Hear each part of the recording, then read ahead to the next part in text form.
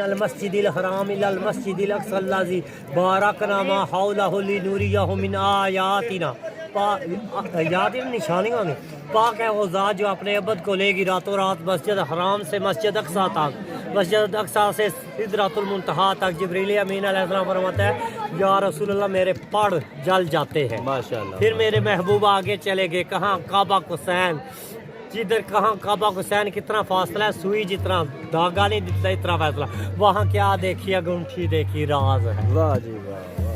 اور یا علی مرتضیٰ علیہ السلام کے گنٹھی پر لکھا ہوا تھا فقط مصطفیٰ۔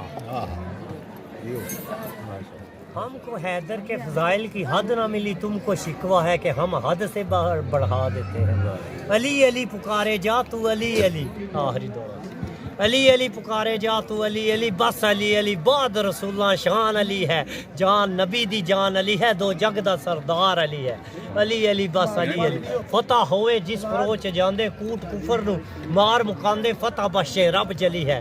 علی علی بس علی علی، علی شیر خدا کبے فتح قدم چمن نو آوے، خدا بھی کہے میرا شیر علی ہے۔ علی علی بس علی علی۔